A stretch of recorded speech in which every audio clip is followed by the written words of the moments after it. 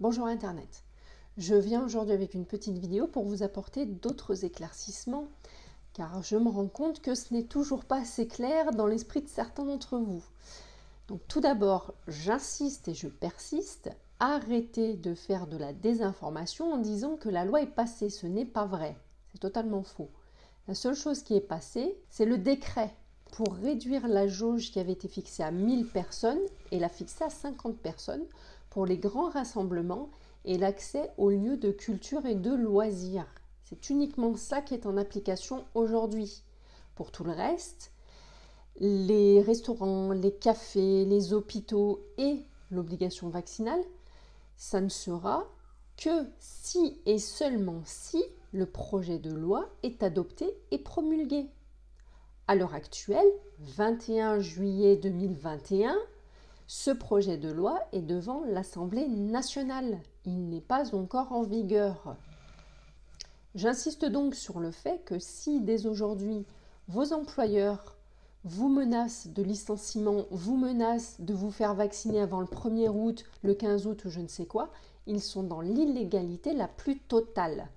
Que ce soit clair, comme je vous l'ai dit, je vous le redis, seul un texte officiel peut vous obliger à vous faire vacciner, pas votre employeur. Et encore une fois, pour ceux qui seraient éventuellement concernés par un licenciement pour faute, même si c'est une faute lourde, vous avez le droit à l'ARE, les allocations de retour à l'emploi. Ensuite, je vous incite fortement à faire une toute petite recherche sur Google. Vous tapez projet loi sanitaire. Vous allez tomber sur le site de l'Assemblée nationale sur lequel vous pouvez récupérer le projet de loi tel qu'il a été soumis à l'Assemblée nationale, donc avec les dernières modifications. Je vous invite à le télécharger et à le lire. Ça répondra à énormément de vos interrogations. Vous aurez les réponses à beaucoup de vos questions, donc téléchargez-le, prenez-en connaissance. J'aimerais que ce soit clair. Je suis là pour vous expliquer la loi et vos droits. Je ne suis pas là pour vous dire ce que vous devez faire. C'est votre libre arbitre, c'est vos choix.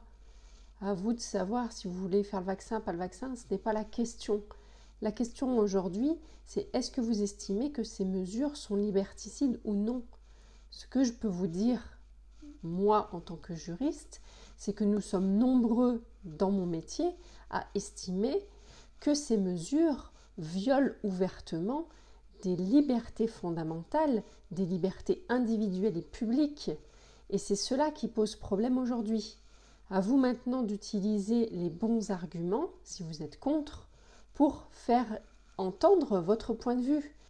Ce qui est quasi certain d'un point de vue juridique, quand on examine la situation, c'est la disproportionnalité des mesures, je vous l'ai déjà dit dans mes précédentes vidéos, mais également le fait que ce pass sanitaire appliqué à tout le monde est finalement une obligation vaccinale déguisée, puisque des tests PCR toutes les 48 heures, c'est ingérable pour certaines professions.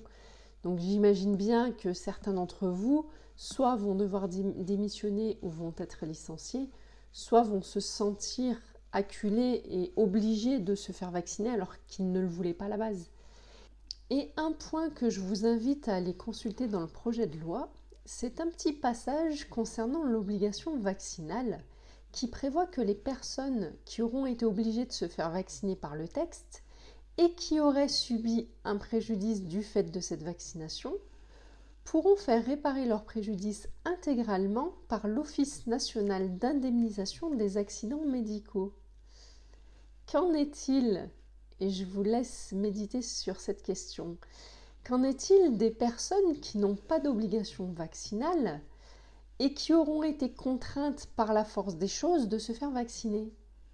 Elles n'auront pas le droit automatiquement à cette indemnisation. À très bientôt.